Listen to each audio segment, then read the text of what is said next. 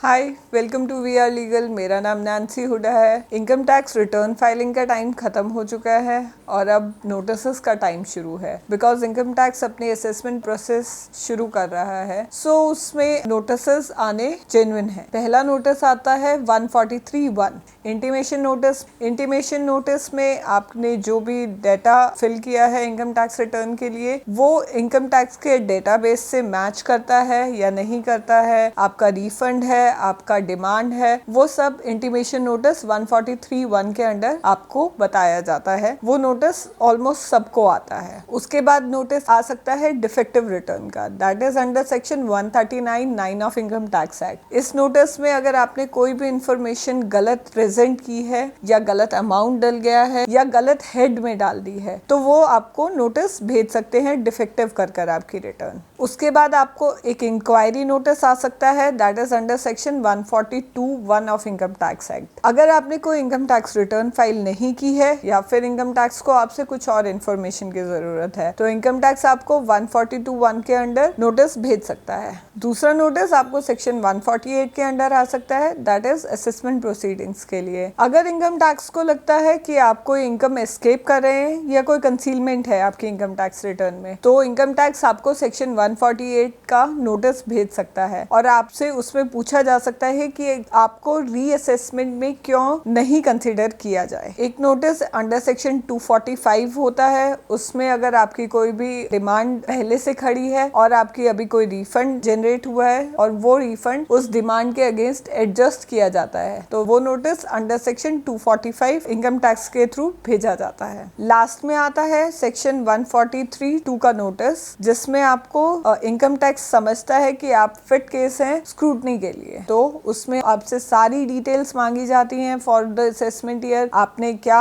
Earn किया, क्या expenditures हुए, सारी डिटेल्स इनकम टैक्स आपसे मांग सकता है उस साल के खर्चों के और कमाई के लिए। For more information you can contact us at www.vrlegal.com।